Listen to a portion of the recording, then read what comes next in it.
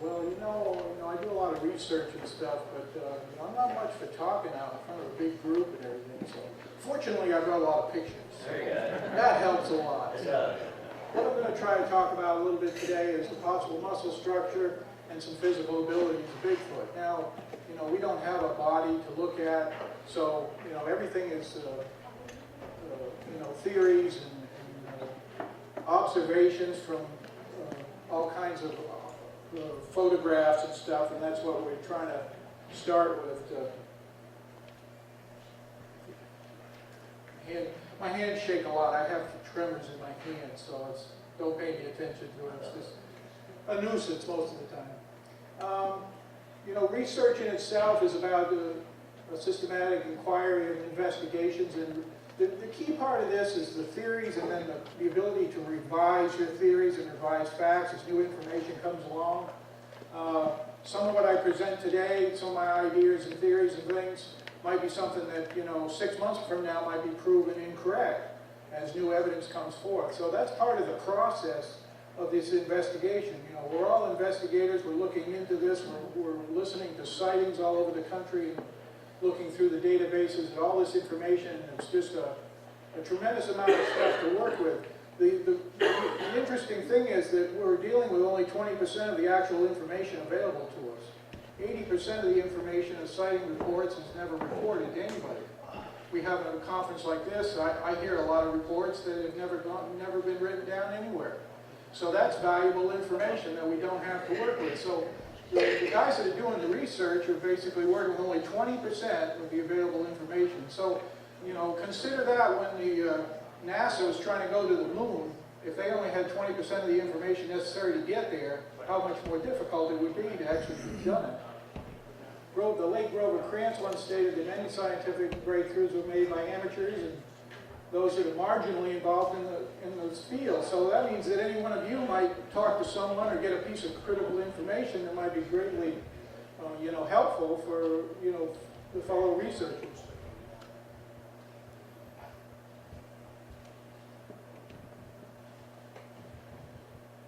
Stephen Hawkins is an interesting person. I met him once about 20 years ago before his disease got so bad. He still had to talk through a computer, but I was able to ask him a few questions, and he's a fantastically interesting person. It's amazing he has a sense of humor. He has Lou Gehrig's disease, and he's at a point in his life right now where he can't move anything other than his eyes, and they've set him up with a special computer lens on his glasses that allows him to answer questions. But now when you ask him a question, it takes almost 20 minutes before he can get you a response. When I spoke to him, it was within a couple minutes. But he talks about how the internet is like the neurons of a great brain. And when you think about it, the internet allows us to access all kinds of information. I can see sighting reports that John Green took back in 1970.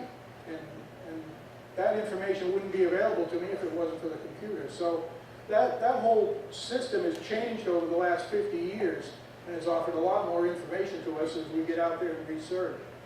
Carl Sagan, there again, an astronomer, his point of view was about skepticism, and I thought that was an interesting quote as well. I don't have a problem with skepticism as long as it's used in a positive manner and you're asking questions and you're trying to move forward with an idea of how you can better understand. What he's talking about is more the negative skepticism that is damaging to the total amount of research.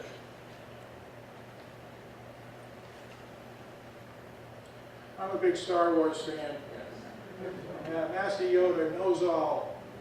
But I thought this was an interesting quote as well. Belief systems are designed to restrict your thinking and cloud your judgment. Now, if you think that Bigfoot only walks on 2 feet and is bipedal, and yet you hear someone that comes up to you with a sighting that talks about Bigfoot being on all fours or dropping down and running on all fours across the yard, you might discount it because you restricted your thinking to think that he's only going to walk on 2 legs. So that piece of information is not, you're not taking real advantage of listening to it. So it's interesting to think about that when you're listening to things or looking into or asking questions on the internet, that not to restrict your thinking so much that it clouds your judgment on understanding your question that you're trying to answer. There's many books on the subject. I recommend that you get as many books as you can and do as much reading because you get different people's point of view. Now, you have your own point of view and your neighbor that you research with has his point of view, but all these people have a lot of information and this stuff is all good. I have a few books for sale over here today, so if you see something you need for your library, feel free to let me know. All these books are good. There's tons of them. I have about 29 books that are all different on Bigfoot right now in my library. Dr. Meldrum and Dr. Binnenagel is very good. Binnenagel and Grover Krantz, along with Dr. Meldrum, are more from a scientific point of view. Anybody who's ever seen Mary Green's book, her book is self-published, so they're very rare. They'll cost you $100 if you can find one. But her book is a diary of her entire life living in Tennessee, talking about how she grew up with Bigfoot on the farm and the sightings and stuff that went on as she grew up and how that changed her life, and then she became a researcher and actually began to study Bigfoot. So that's interesting as well. The Russian perspective on the Patterson film is also interesting. Of course, John Green's book. These are just a few, but there's a lot out there. I recommend you get as many as you can and add them to your library. This is interesting. It's, the Native American tribes use over 142 different terms to describe Bigfoot. This is a cave drawing that's widely accepted as being Bigfoot. When I looked at it, I kind of questioned it right away when I see the long neck, because Bigfoot is notoriously described as not having a neck. But on the other hand, I thought of it from, I'm a wildlife artist as well. I've got some of my art here today. But looking at it from a wildlife perspective, I thought that the artist might have done this on purpose to try to make the subject look tall, not to be anatomically correct. The picture also is very specific about the fingers and the thumb. You can see the difference in the size. When I first looked at it, I thought the arm on the left his hand was being held out like he was trying to catch a raindrop, when actually the thumb is on the inside of the hand. So actually the artist is trying to portray the subject holding its hand up like a sign language or a hello or a greeting type thing. I thought that was very interesting that they would do that. Regardless of what it is, it's actually some kind of an entity, and to have it trying to be a greeting of some kind was pretty interesting.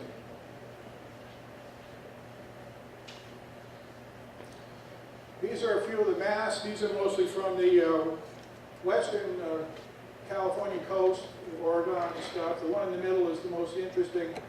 We're not too far from the Cherokee Reservation, and the Cherokee have two particular names. I won't try to pronounce them. One means hairy savage, and the other means stone man. Now, stone man is interesting because I've noticed that a number of the Indian tribes, especially in Canada, use a term that means the same thing. I thought that was kind of interesting. I wondered why that would be. There again, with Bigfoot, we end up with more questions than answers most of the time when we're doing research. But to see it in more than one different tribe that is totally unrelated with another tribe, that's pretty interesting.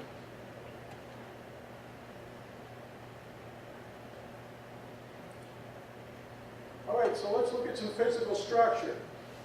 A giraffe was not made to eat grass off the ground. We're all God's creatures, and we each have a place in life.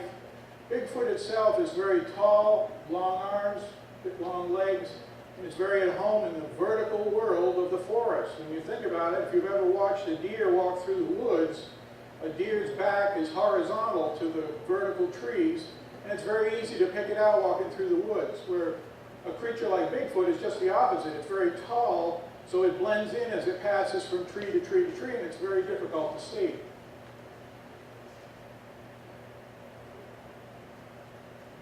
We lost John Green this year, and he's going to be a major loss to the community, but footprint castings are the first physical evidence that we have.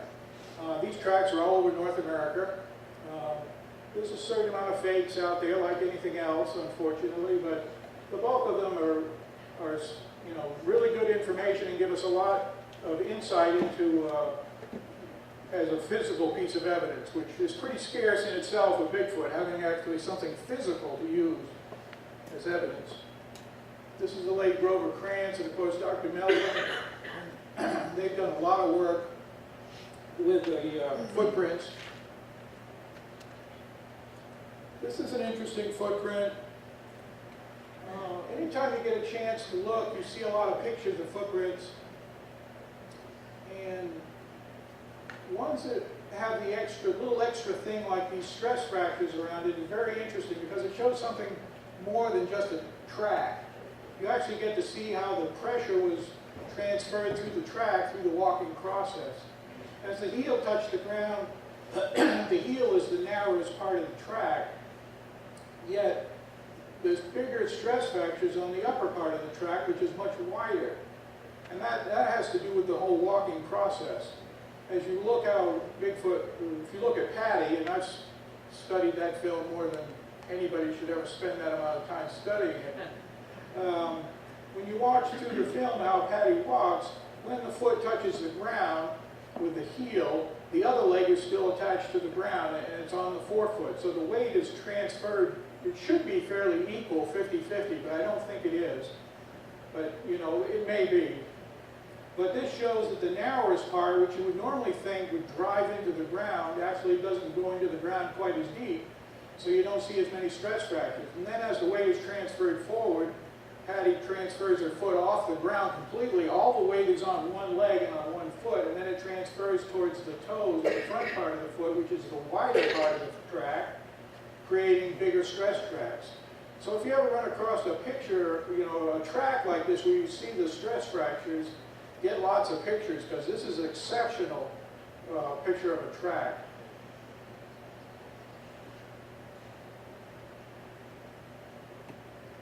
This is Dr. Meldrum's drawing when he talks about the mid-tarsal flex.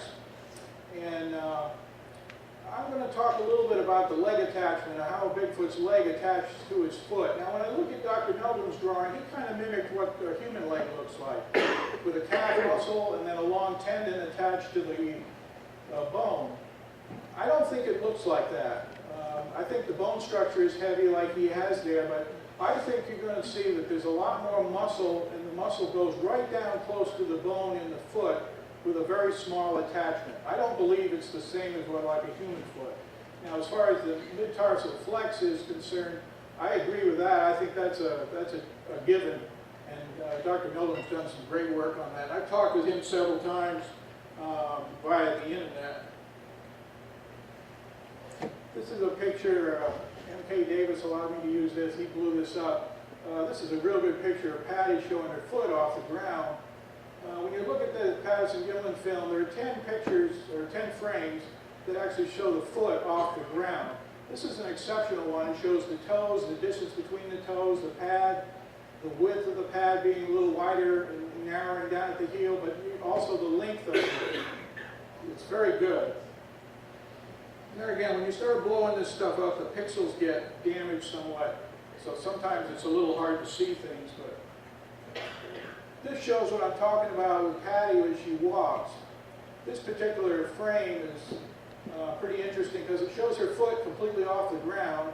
All the weight is transferred onto one leg, and it shows the massive size of that leg and how it's attached to the foot. This is a picture of a grizzly bear's foot as well, and it's very similar. Where you see the pad of the foot, the toes, but the actual leg attachment to the foot is tremendous. And I can't, overemphasize how muscular and how powerful that has to be.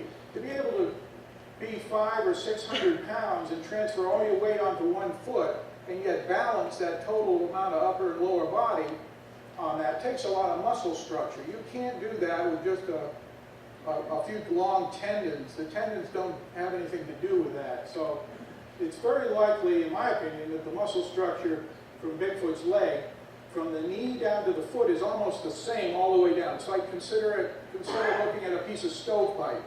That's what the leg looks like.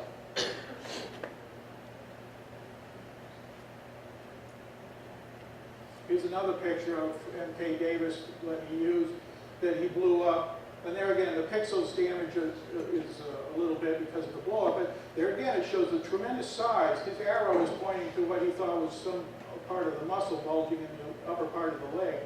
But look at the size from that leg going all the way down to the foot, how tremendous it is.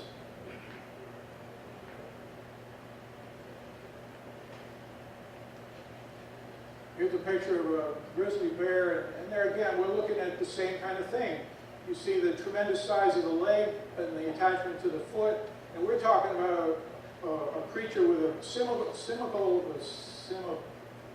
almost the same weight size as Bigfoot, and yet he's transferring his weight over 4 feet, and yet he has this same muscle structure on his leg.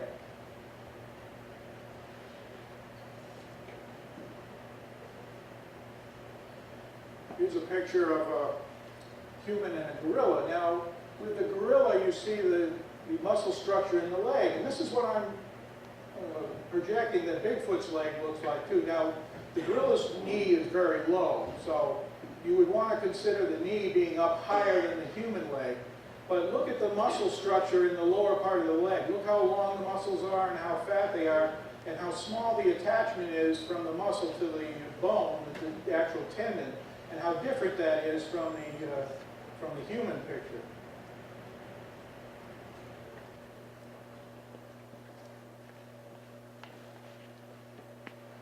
Here's a picture of Patty again walking, and here again we can see how you can't see it totally because of debris in the picture, but you can see Patty's toes on her right foot are off the ground, and her heel is just touching the ground.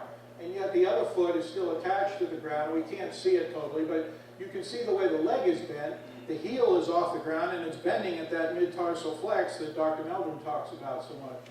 And you can see how the weight is carried. But then again, look at the leg. From the knee down to the foot is like I said, like a piece of stovepipe. And Grover Krantz, in some of his measurements and approximations of what we're looking at, he describes it as like being 8 inches around at the leg going down. The tremendous size there. You can see in the gorilla, we see the same type of thing. There again, the knee is real short, so it's a little hard to put the two together, but you get the idea of how big the leg is from the knee down to the foot.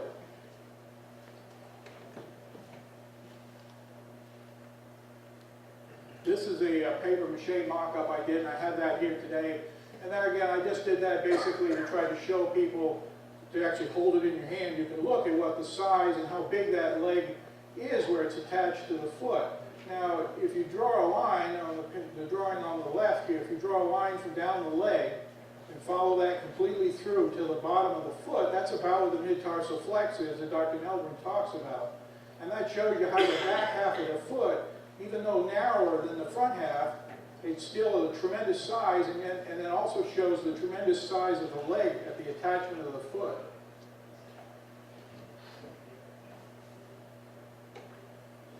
Okay, so we've got a big leg attached to a foot, we've got a big foot, so what kind of stability do we get with that? With Bigfoot, we get the ability to squat. Now, it's a funny thing to consider, but I've spent tons of time looking at and theorizing how Bigfoot squats. I talked to Dr. Meldrum about this at great length as well, and he was very interested about that too. And this is a drawing I did here on the right that kind of shows what I think. If you look at a lot of the sighting information, it's especially in Canada, they have a lot of sighting because of the great berry patches that people come on, well, they're out picking berries, obviously they come on Bigfoot doing the same thing. And he's in a squatted position and gets up and just walks off like it's nothing. I thought it was very interesting that Canada decided to use Bigfoot in a squatting position on their stamp as opposed to being something more common that he's known for, like being tall and walking and so forth. I thought that was interesting as well.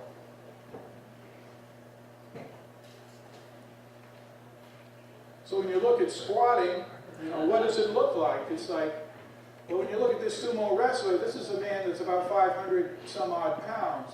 The upper leg is tremendous in size, yet we've already discussed how the lower leg of Bigfoot is much larger than a human leg. So if you were to suppose that this lower leg is much bigger and the upper leg is of equal size, then you can see how squatting creates an impingement. This impingement allows Bigfoot to be able to squat down and then sit on a cushion. It's actually, because of the impingement, he can't actually go any further down without falling over backwards and actually going onto his back. So it creates a cushion for him to sit on. Now, being able to sit, that's a great advantage when you're able to squat down and sit for long periods of time, picking berries and acorns off the ground, using long arms to reach all kinds of things. That's a real benefit to Bigfoot.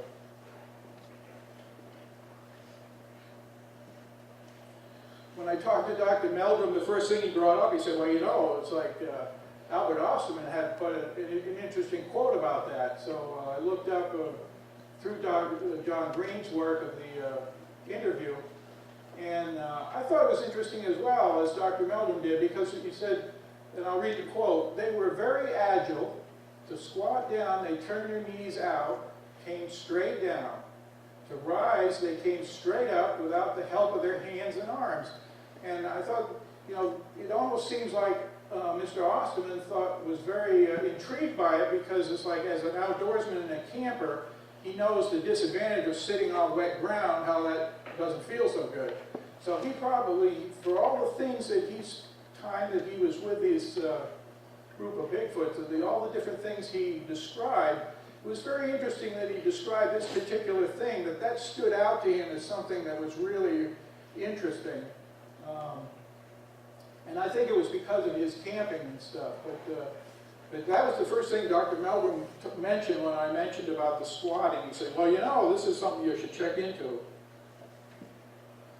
When you look at the human squat, you tend to see this is more what you see. We have less of an impingement in the leg, so it allows your butt to actually touch the ground. Now, in order to get up from this position, it can be done, but it's very difficult. You tend to lean forward as you come out of a squatting position. So that's a major difference, and where Bigfoot has a huge advantage, to be able just to come straight up and turn and walk away without any use of his hands or any real great effort. It's a real advantage to him.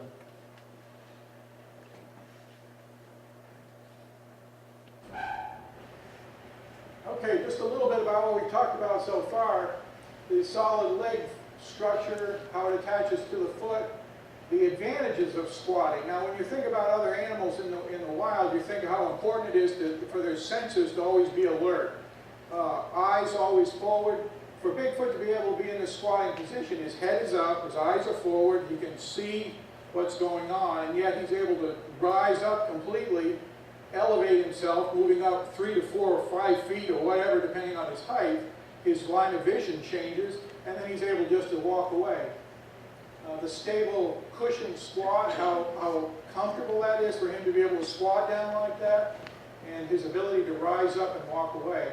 I've seen a lot of sightings. It's expanded beyond that since I've done this program, but it's amazing how many sightings people have of them actually being in a squatted position and then rising up and then walking away. Now, seeing a Bigfoot in an upright position and then going into a squat, the number of sightings is far less.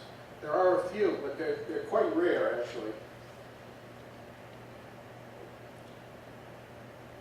So everybody has a problem looking for Bigfoot, apparently. So he managed to survive the flood, so I guess that he was on board somewhere. All right, the next thing I want to talk about is a little bit about Bigfoot not having a neck. Well, if you look at all these sightings, they all say the same thing. It's like, there's no neck visible. We don't see any neck. And it's like, well, why is that? Well, part of it is it's hidden by his trapezius muscle. The trapezius muscle is attached to on a human, is attached to your neck and runs out onto your shoulder. And that muscle is so expanded that it makes it appear like Bigfoot doesn't have a neck. But we know he has a neck. I mean, he swallows food and stuff, so it's... Here's a picture of what this muscle looks like. Now, this particular muscle has a lot of functions because it is very large, but the main thing I want to look at and talk about is the attachment point. Now, the attachment point comes out onto the shoulder and then runs up onto the neck on a human. Now, as we can see in Patty, we can see it's very bulky behind her head, very bulky muscle, and then it goes down onto the shoulder to support the weight of a heavy arm.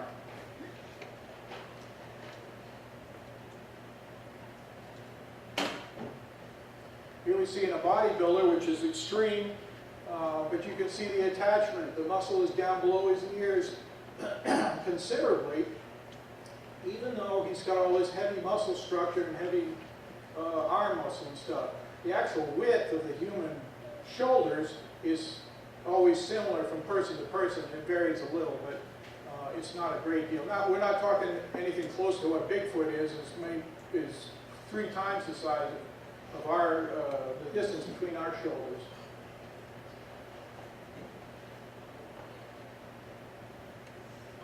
Here's a good picture. This describes it a little bit better. The picture on the right is pretty unlikely, that particular drawing, because you can see that the head is up on top of the shoulders and there is a neck visible there. But the thing to look at is the angle of the muscle, where it attaches to the neck and how it runs out onto the shoulders.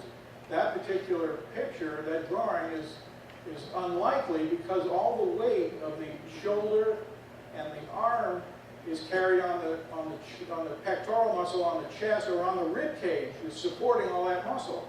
There is no, the trapezius muscle doesn't do anything. If you look at the subject in the middle, you immediately see the difference, and you can see how the angle of the muscle is much steeper.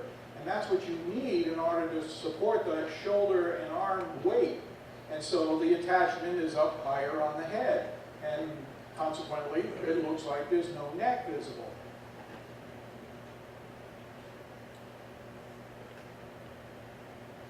Here's a better picture of it, showing it with a human. Now, if you take a measurement of the angle is very similar. But the point of attachment is different because the shoulders are so much wider on Bigfoot than on the human. The attachment point has to be higher to maintain the same angle.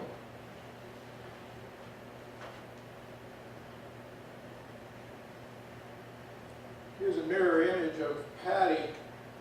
And there again, sometimes flipping a photo around like this is interesting because you get to look at a picture with a different perspective than what you normally see. And here again we see the tremendous size of the muscle coming down off the back of the head, going out onto the shoulder, and the size of the shoulder muscle and the total arm. All that weight is being carried. And that trapezius muscle, that attachment up higher, is supporting that weight.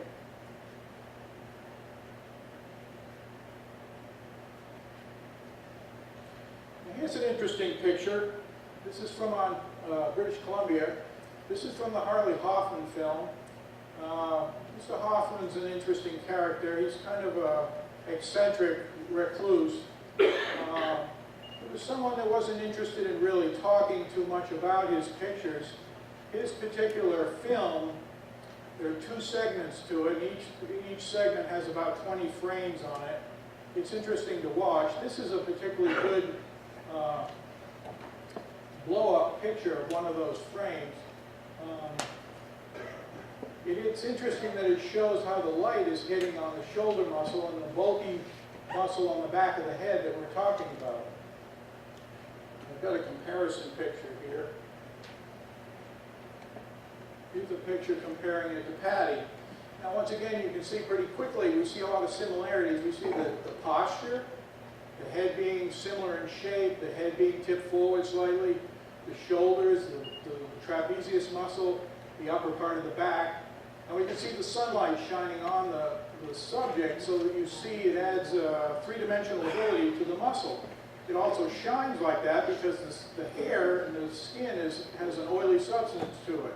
Whether you're looking at a coyote or a wolf or a fox or any of the canines or a bear, they all have oily hair that allows them to, the water to run off them. So when you hit it with the light, that creates a shine. And you see the same thing on Patty, which is very interesting. But the similarities between these two are very interesting. If you get a chance to Google the Hoffman Bigfoot pictures, you can see the film. Some of the pictures are a little hard to see, but this particular frame is very interesting. Now, when fellow researchers were scrutinizing this picture, they blew it up, and what they could see on the back looked like, to them, they described it as bug bites. It seemed kind of odd that you'd be able to see bug bites to me. So I looked into it a little bit more, and when I started making some comparisons to what I was looking at, I realized that what we were seeing was some kind of tumor.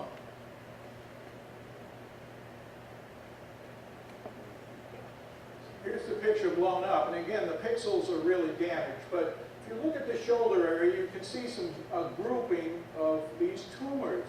And there's like a little bit of a line across the back, which also looks like a bunch of tumors. There's a few stray ones on the shoulder and so forth. So when I looked into this, I said, I said, look what deer get. And it's like, this particular disease is called fibromosis.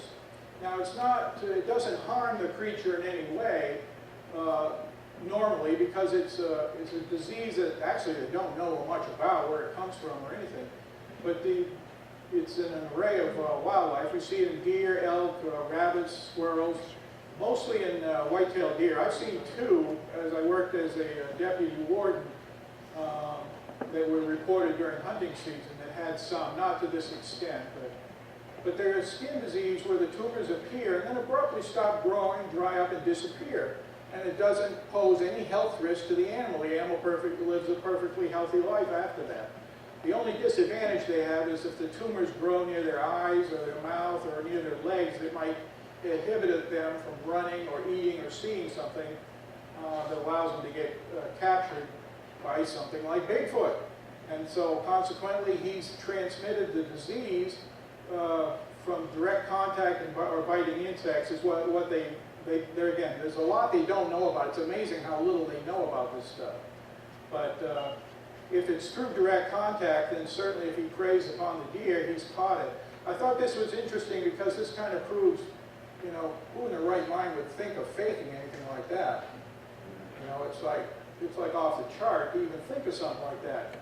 And I've proposed this to a couple of people who thought it was very interesting as well, and they've continued to do some research on it.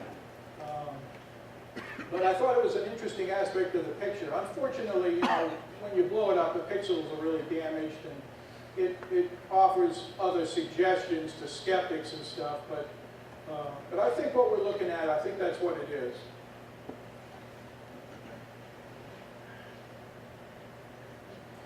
Here's another picture from Dan Lindholm you let me use. This was interesting as well because it shows, he thought there were two subjects in the picture. I'm mostly interested in the one on the right. The first thing we notice is the trapezius muscle again, the attachment on the neck going out onto the shoulder. It's very evident in the picture.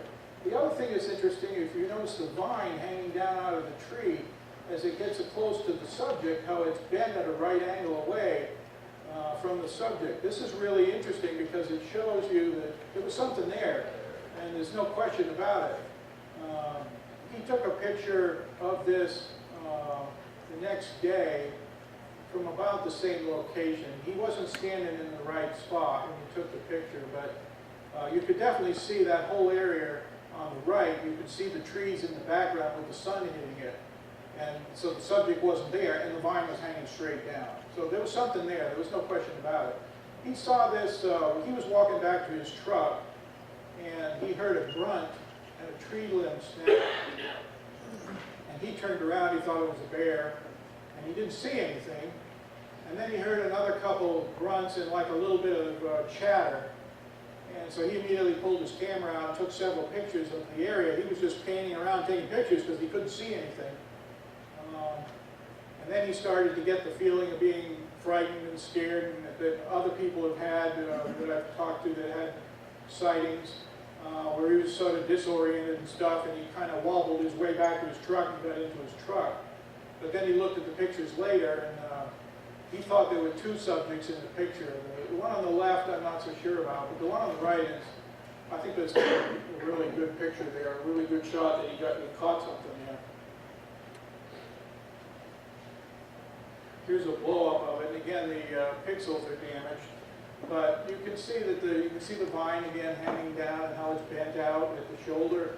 You can see somewhat of the head shape. Now there's a lot of branches.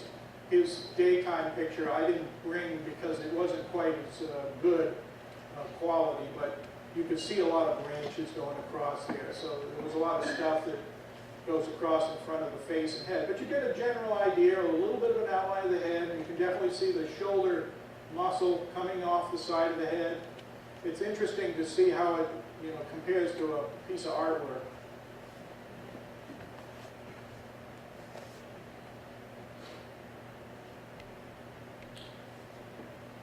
Mike Green's thermal images. If you haven't seen his work on the internet, take a look at that.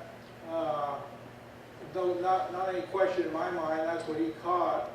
Good picture. The pictures with the yellow circle again, it's a little hard to see, but if you look at it, you can see there again, the head doesn't look very tall on the shoulder. You can see that the muscle coming off the head, going out onto that shoulder, that trapezius muscle is definitely there.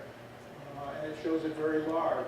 The picture where it's reaching for the candy bar, you can see there again too, it shows the muscle, the attachment at the side of the head going, as he reached his arm out, it's a straight line. So it shows you, unlike a human, where if you held your arm out, the line is from way down on your neck. The picture here shows it's well up on the head, up near the ear somewhere. So that just shows you a really good picture of it. And he knows the camera's there too. There's no question in my mind when you look at the film. Here's another picture from the Independence Day film. Now this is widely thought to be a hoax. None of the people I talk to don't agree necessarily. The child in the picture moves considerably throughout the picture when you blow it up. And again, the pixels are damaged, so it's hard to, it's a blur. But when you look at the arm of the child and how it's pushed out straight, when you look at the film, the arm actually bends and the child comes back close to the mother, and then it's pushed away again and it turns its head. So there's a lot of movement with the child that's absolutely there. And it would be difficult to be a puppet or something because we can see both arms from the subject holding the baby. And there again, we see the same thing. We see the trapezius muscle up on the head being very thick, tremendous deltoid muscle on the shoulder, big arm muscle, just huge, huge arms.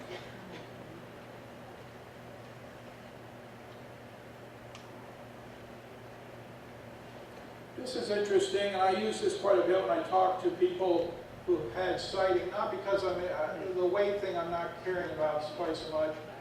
The average Bigfoot sighting is only between 5 and 8 seconds. So a silhouette is a good way for people to point out what they've seen better than a picture. Sometimes we show them a picture of Patty or something, and what do you think it would look like that, or something. But this gives them a general idea. Subject number 3 is the one that's picked out most oftenly. And there again, we look at the subjects, we see the same thing. You look at the head, you look at the muscle coming off the head, going down to the shoulder, how steep it is, how much it makes it look like there's no neck, the thickness of the leg as it comes down and attaches to the foot, as opposed to figure number 1, which almost looks human. The head looks bigger. Shoulders, arms look smaller, everything looks little. But the silhouette is a good way when you're trying to ask people what they saw and you get a general idea. That works a lot better than a picture, in my opinion.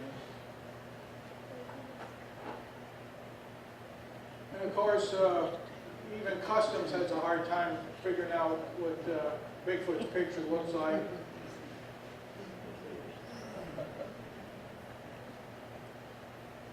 All right, now let's look a little bit about the eyesight and how that's affected. We can see with the large trapezius muscle, with the high attachment on the head now, as you turn the head, the jaw actually hits the shoulder and trapezius muscle. So that limits how much Bigfoot can turn its head. Now this is just part of his anatomical construction, that he can only turn his head so far. In the picture with Patty, you can see her head is turned about as far as it can go, and that is helped by her shoulder, with her arm being back. Her shoulder is actually pulled back about as far as it can be. She's also turned slightly at the waist. You can see both of her breasts. So that shows that she's turned a little bit because her head is turned as far as it possibly can, and she's actually moving her body as well.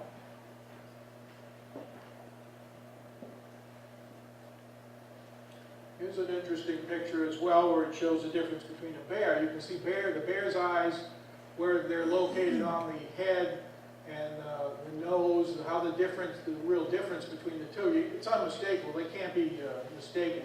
Bigfoot's face is flat like a human's face. It's got a bigger nose and all. But the eyes appear to be deeper set into the head because of that brow ridge. I don't think they're deeper set. I think the brow ridge makes it appear that way. But Bigfoot's eyesight can be impaired also by the hair on his head. And that's just another thing to think about. There's a lot of different sightings that describe a lot of hair hanging down like, you know, several inches long, and then other people describe it as being short and not as long. But these drawings and stuff are a good way. I use them sometimes when I talk to people as well. They're much better than trying to show them some kind of photograph, because some of the there aren't any good photographs. Everything's a blur. So there's a lot of people that do these drawings, and this stuff is very helpful in trying to describe what people saw and get a better understanding. This shows a little bit about the human eyesight, how that compares. The human eyesight's about 120 degrees plus 20 degrees left and right is your peripheral vision. You can see the difference between a deer and a bear, almost 250 some odd degrees plus for their eyesight because of their eye location. Bigfoot's eye location is similar to a human, but it's also affected because he's got all this hair and the lack of him being able to move his head at all. So it affects his vision for certain, and it has to be a real disadvantage.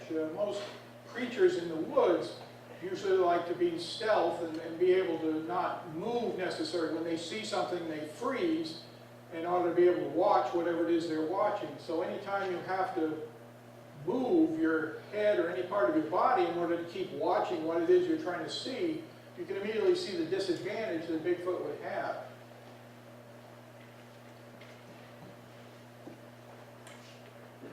Here's a number of pictures from different sightings that people have described that were drawn.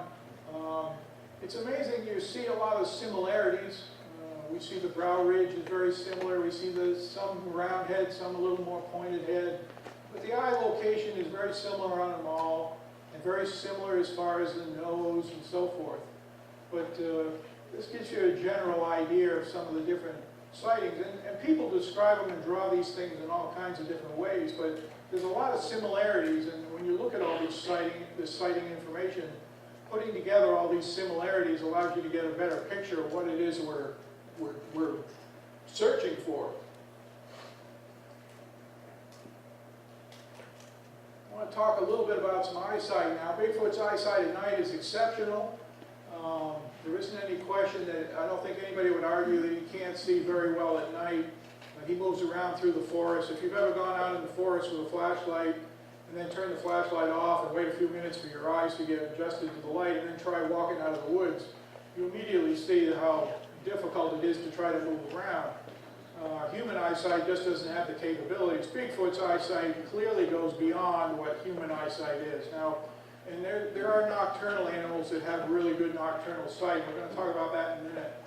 But I also think that one of the things that Bigfoot has is he has a retractable eyelid, unlike a human, that actually retracts back into his head. This makes his eye appear much larger. It also functions to allow more light transfer into the eye. I think that this is a really big possibility because a lot of the sightings I've looked at where people have seen images of Bigfoot at night and stuff talk about his eyes being very large and sometimes eye shine and how large, but it's always described as large eyes, really big. And so if his eyelid transfers back into his head, then that immediately makes his eye appear much larger. Here we can see what we're talking about. When you look at an owl and other creatures and what there's no eyelid available. An owl has 3 eyelids, but you can't see any of them. And part of the reason is everything drops back out of sight to allow the maximum amount of light to get into the eye so it can see at night. It's interesting when you look into this how little information is out there about what an owl actually can see. You would think we would know or have a general idea what they can actually see, but the information is really limited. We know they can see well at night, they can see a mouse or something on the ground at great distances, so their vision is also monocular, but the light absorption and stuff is something that we're still in our infancy to try to understand. Here's a picture of what your typical night vision goggle looks like. You notice in a picture of a thermal image, both taken at the same time, same image. you can see the difference between the two. The night vision shows you can see the subject and you can see some of the background, but it's kind of distorted. The thermal image shows out like a sore thumb, and you definitely can see the image. When you think back to Michael Green's thermal images, that's exactly what he was able to capture. He was able to capture that Bigfoot because of the heat signature that the film was able to capture. So there's a huge amount of advantage to using a thermal image over night vision.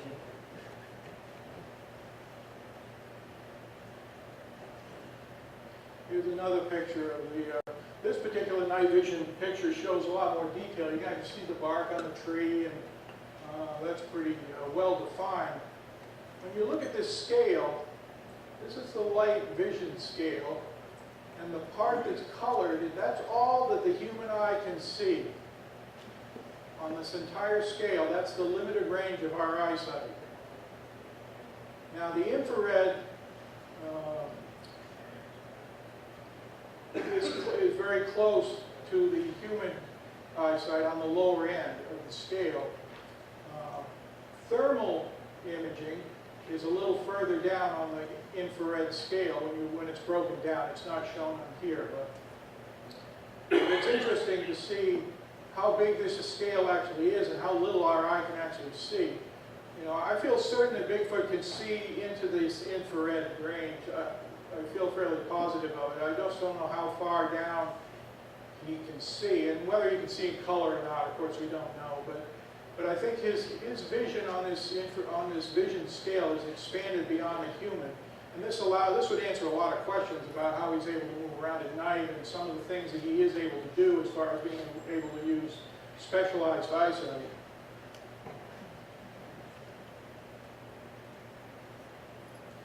Here's a picture, two pictures there again, taken at the same time. Picture on the left is what the human eye sees. Picture on the left is the thermal image. Now, in my opinion, if you were to take these two images and put them one on top of the other, that might be what Bigfoot can see. This would really answer a lot of questions as far as his ability to hunt, his ability to see things in the woods because he's able to pick up the heat signature as well. And if you look at the thermal image, you can still see leaves and branches and all this other stuff to help him maneuver around through the woods. Yet, during the daytime, he has to be able to see as well. His eyesight may not be as good during the day. We don't know for sure, but we know it's exceptional at night. So if you put the two of these together, it would be kind of logical that that might be what he's able to see. And, you know, I'm just theorizing here, but it makes a lot of sense and helps answer a lot of questions.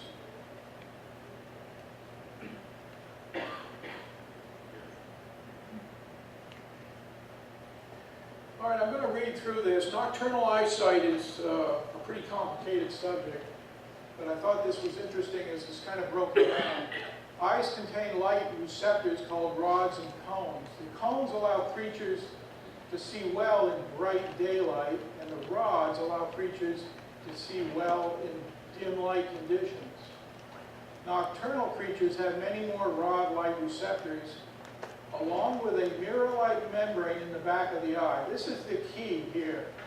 This mirror-like membrane is called the tetrum lustrum, reflects light back through the retina, multiplying the light density of the retina by a factor of 8 to 10. Again, multiplying the light density of the retina by a factor of 8 to 10. That's huge. Now that factor can be even larger. It depends a great deal on the number of cells located in the membrane. So when a bright light or any kind of light is shown into the eyes, it's reflected back as a glow or eye shine, what we call eye shine. Nocturnal creatures' ability to see is based on a number of cells in the membrane and the number of rod light receptors. So we know Bigfoot's eyesight is remarkably good at night, but it may only be serviceable during the day. It's hard to know what level his eyesight is at.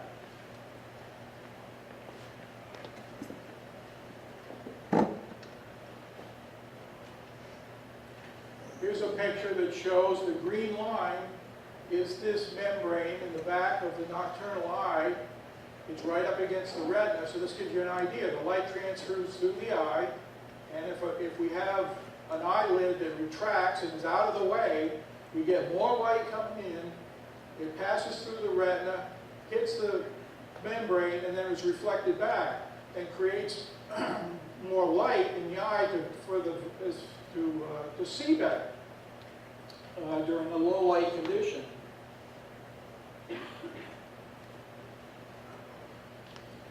Here's a couple pictures of bear. There again, the picture on the left used a color image, so it needed a brighter flash in order to catch the color.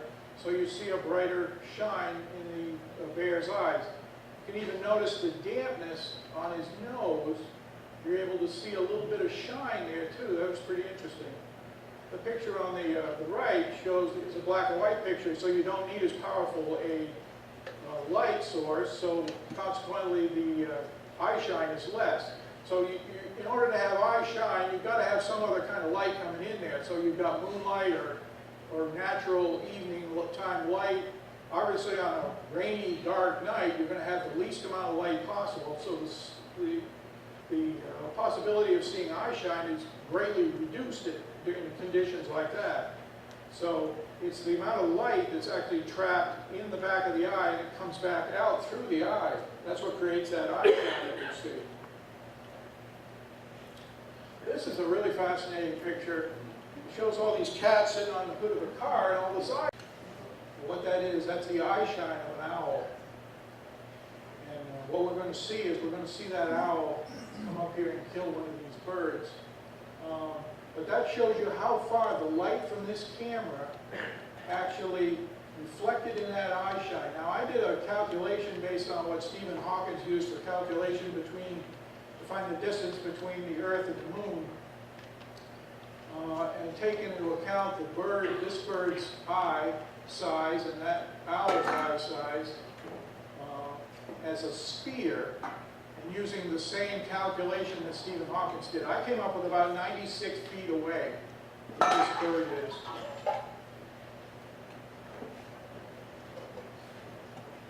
And I went to the next frame.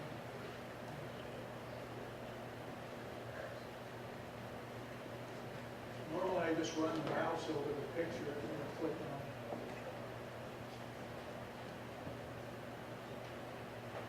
There we go. And click on the arrow, and then you get a prompt. There we go. And it'll run 2 or 3 times now. So we'll run it 2 or 3 times so you can watch it.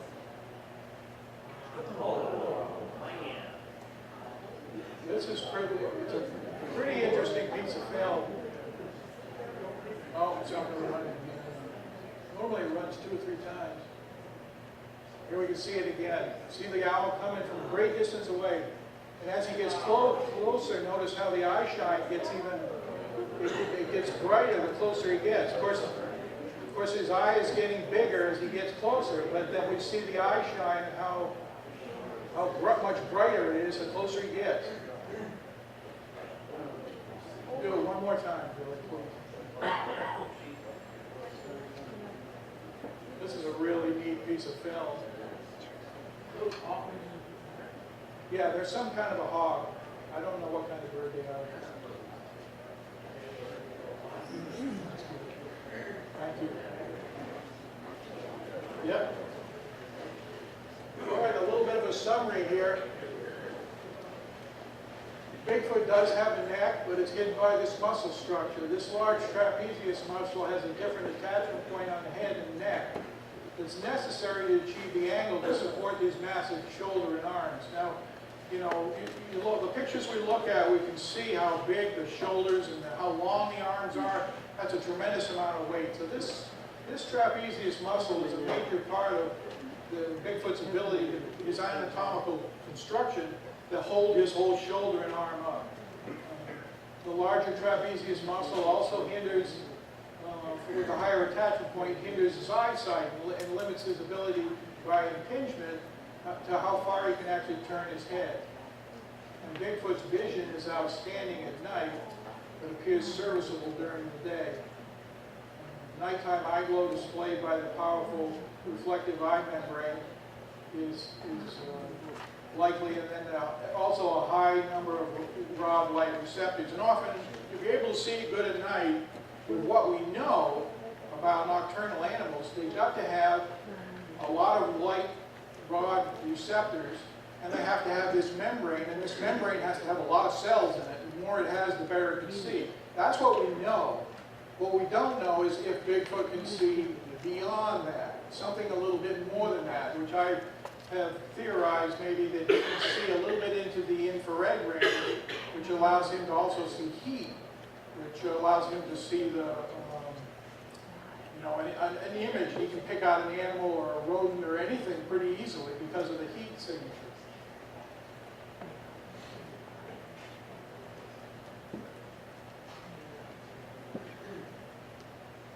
This is Alex Evans. She was kind enough to let me use some of her drawings in the program. She made this paper mache subject for the Oregon Bigfoot Conference, and I thought it was interesting. She broke the eye bridge over the nose, so it tends to give a little bit more of a Neanderthal look to it. I'm not sure I would have done that. I think that the Bigfoot's brow ridge continues right straight across, and that would give it a very different sort of look as far as the protruding forehead, and maybe change the eyes a little bit. But it's interesting to see the actual size of the eye that she came up with. The small amount of the lip structure was interesting as well. And then she just used hair from a wig or something to put it together. But I thought it was very interesting. And certainly a nice prop.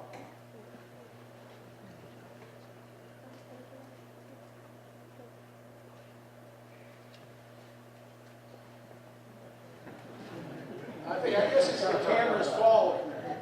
I guess it's the camera's fault that we get all these blurry pictures. I mean, when you think about it, people that have a sighting that are trying to take a picture with their phone or something are like holding their phone up, trying to snap a picture while they're running the opposite direction. Or else is that natural instinct in your body takes over, that fear of flight. And so they would have the shapes worse than I do, trying to hold their camera up and take a picture. So, that all plays a part in why we get a lot of these blurry pictures.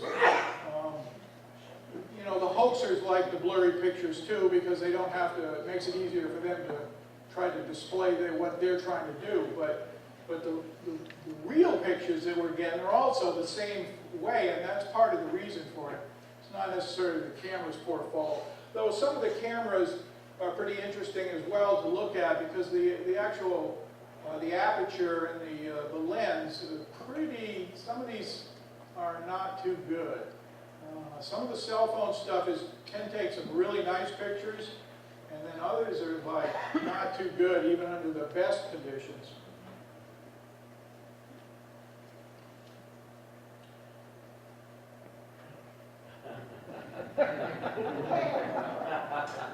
So absolutely, what doesn't kill you makes you stronger, except for bears. It will kill you. Now, the bear has fangs, claws, and deserves a great deal of respect because he certainly can do some serious damage to you.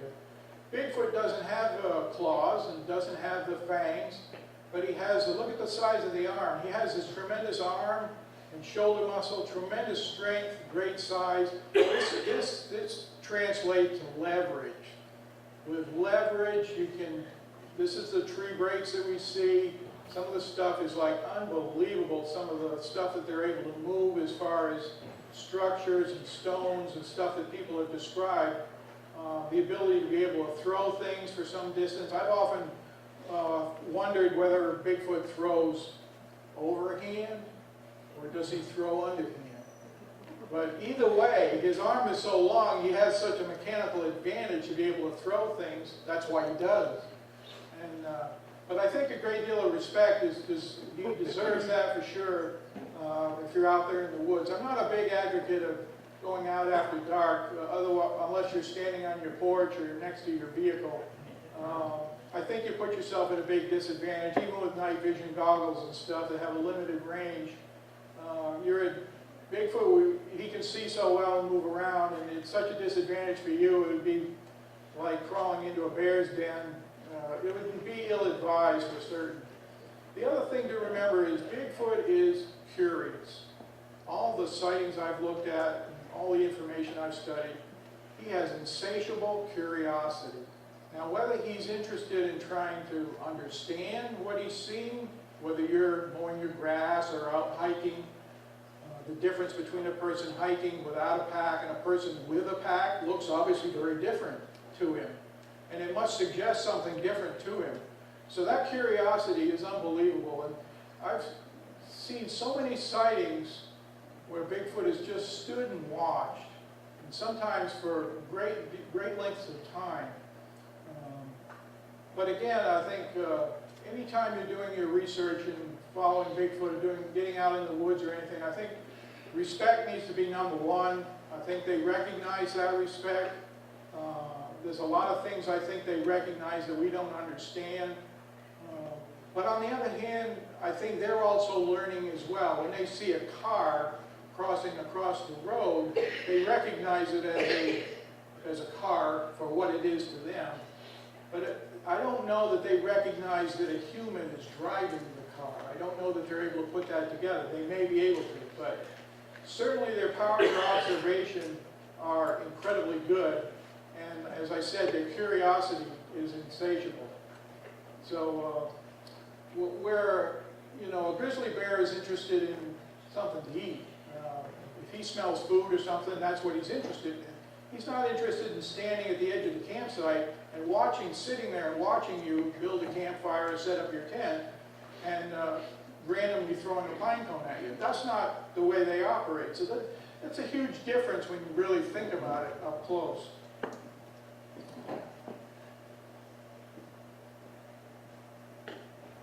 So thanks for your attention, and if you have any questions, I'd be happy to answer anything I can. I'll try. I got two questions. Okay. The first one, you were talking about Patrick Gimlin. Yeah. And you had the picture where it shows a knot leg. Uh-huh. I spent way more time studying Patrick Gimlin film than I probably should have. Yeah. But that knot is really prominent. Yeah. When the thigh muscle extends, the flex knot becomes really big. Right. And as the flex decreases, the knot goes down. Right. It changes shape. The muscle looks like a football. Yeah. And as you use the muscle, it elongates or it contracts. And when it contracts, it bulges up. And as it stretches out, it elongates. So what he was showing in the picture, what I've seen in others, is if you watch the actual movement of the leg, this is what you're seeing.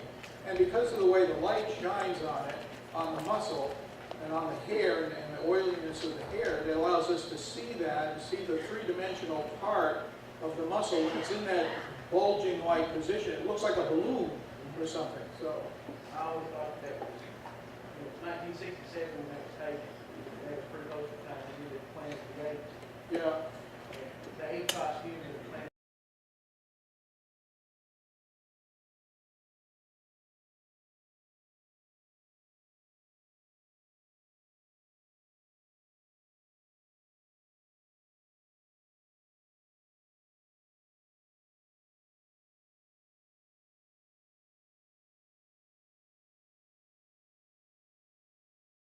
Wearing a balloon wrapped around their leg or something to make it look taut, make the skin look tight. No,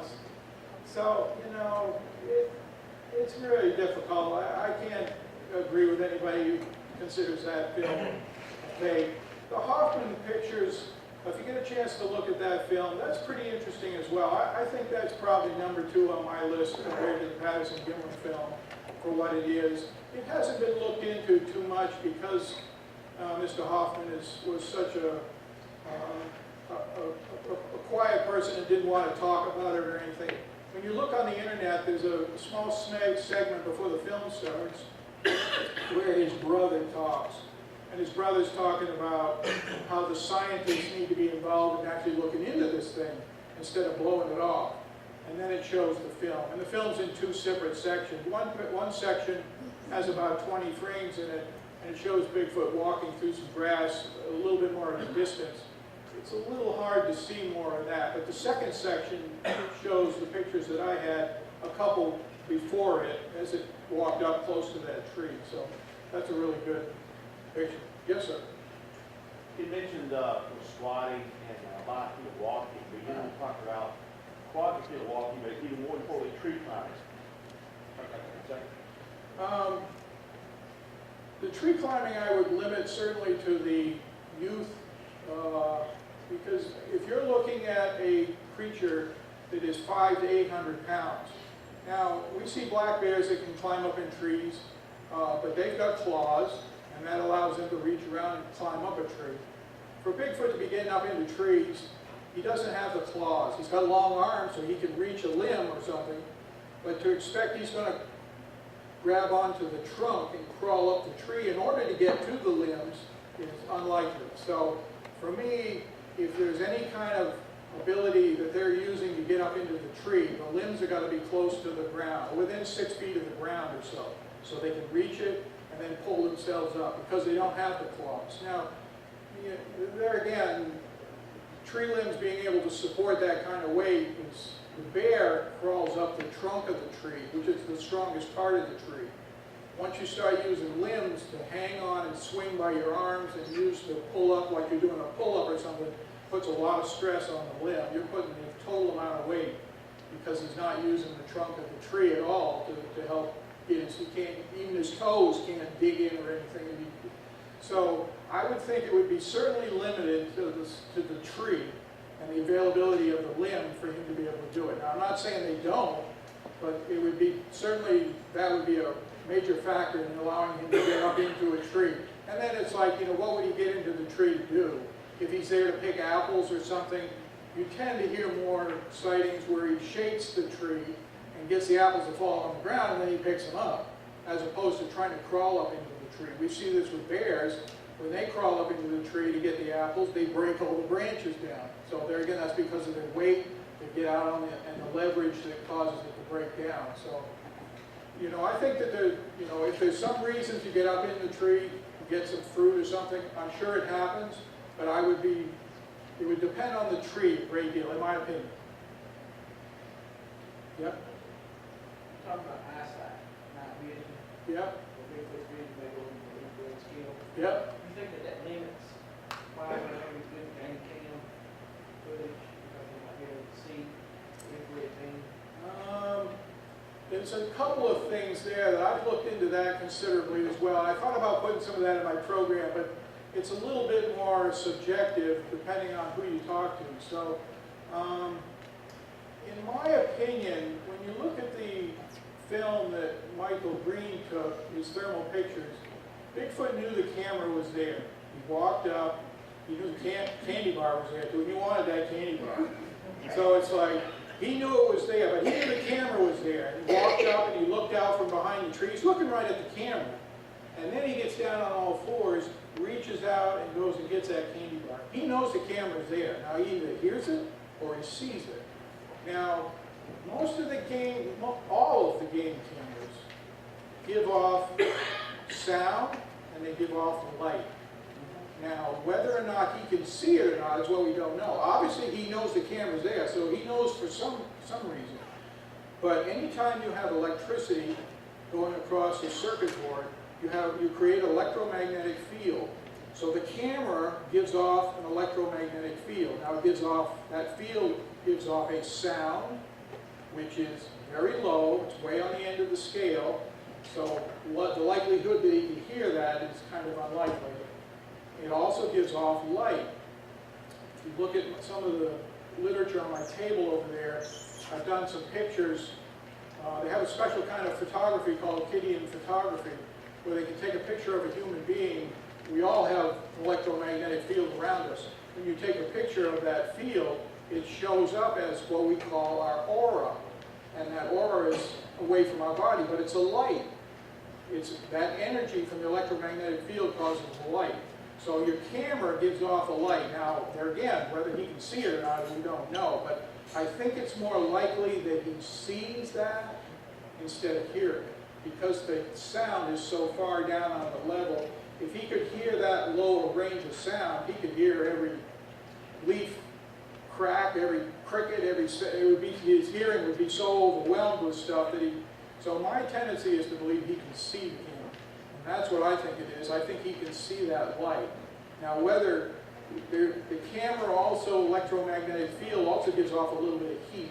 It's very minimal though, so to be able to think that he could see that as infrared is probably unlikely.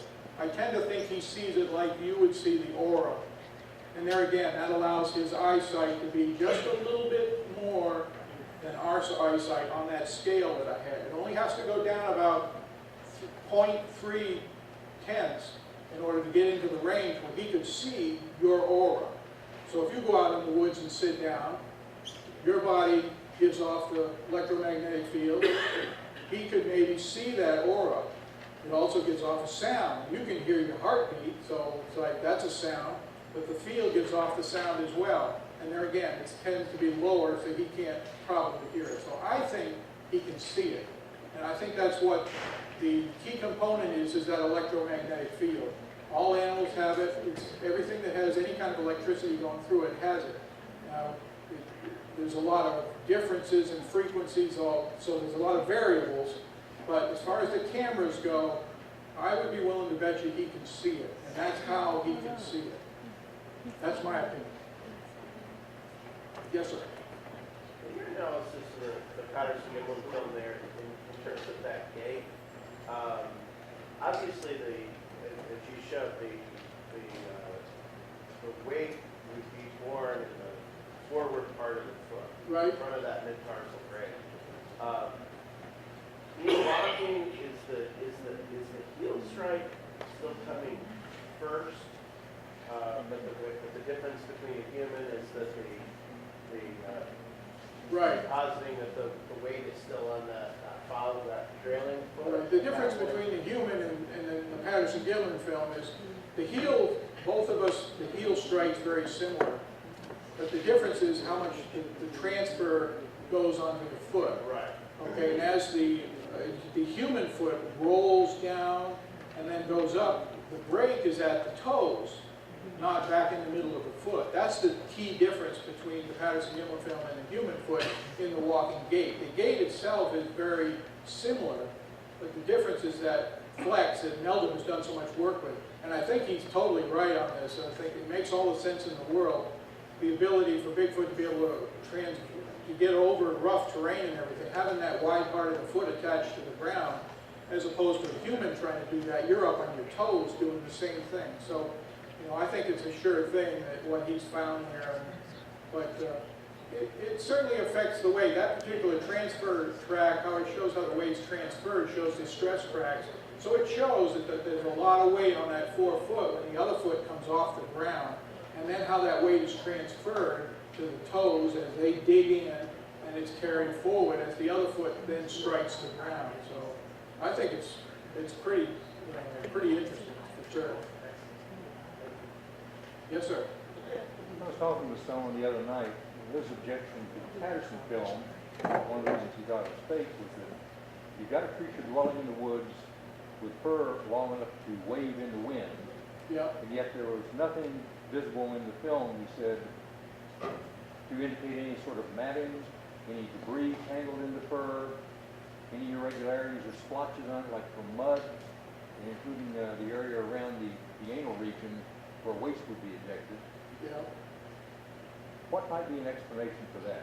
Well, I think, if you look at chimpanzees and gorillas and stuff, they groom their neighbor is nice enough to groom their back and pick ticks off them and stuff. So, I wouldn't be surprised if there was something similar like that happen. But what you're talking about is true. I mean, there would certainly be, you would expect to see some particles. I mean, they walk through pick up some burrs or something like that. Until they're cleaned off, they might be visible. Now, maybe Patty had been with her mate or something and they picked all the burrs off of her or something. It's hard to know. It's an interesting thought. It's like, but on the other hand, if you ever look at a coyote running through the woods or a red fox, when you typically see them, you don't see a bunch of burrs hanging from them. You don't see a lot of dirt on or matted fur or anything. They're pretty well groomed, so they take care of themselves. Now, Bigfoot obviously can't reach his back, so that's why I'm assuming maybe that his mate or someone helps him with the grooming, as we see with the primates. So, you know, certainly a possibility, but I think when you think about other wildlife, even bear, their fur is sometimes a little tangled and a little bit matted, but for the most part, it's pretty much uniform where it's supposed to be. I don't think it's out of place. I don't think they carry a lot of debris and burrs. Some, but I think it's minimal, certainly. I don't know. I don't know that I can answer it perfectly, but that would be what I would think about it. Any indications that the fur samples that have been turned in show any coating, any sorts of oils, or anything Well, to make the hair slicker? I don't think there has been. I don't think that's something they've looked through, and I don't know if that stays with the fur for any length of time. I'm not sure about that. It's not something I would know. You know, most animals, whether we're talking, they're again talking about your canines, they have this natural oil on their fur, which allows it to run the water off. That's why they don't look like, when you see them during the rain, they don't look all matted and squatchy looking. The rain runs off of it because of the oil in the skin and the oil on the hair. So I'm assuming that Bigfoot would be the same way. It seems logical, it makes sense, because obviously if Patty would look the way she does in a rainstorm or something, I would expect the same thing. I would expect that rain to run off because of the oiling, and I would expect also you see it because of the way the light shines on the frame and shows the three-dimensional part of the muscles and stuff because of the oily substance on the hair. So, just my thoughts. I don't know for sure, obviously. Any other questions? I will, we're going to cut it, because we're going to have a question and answer Okay. part, and then that way they can, how's everybody like Russell's presentation?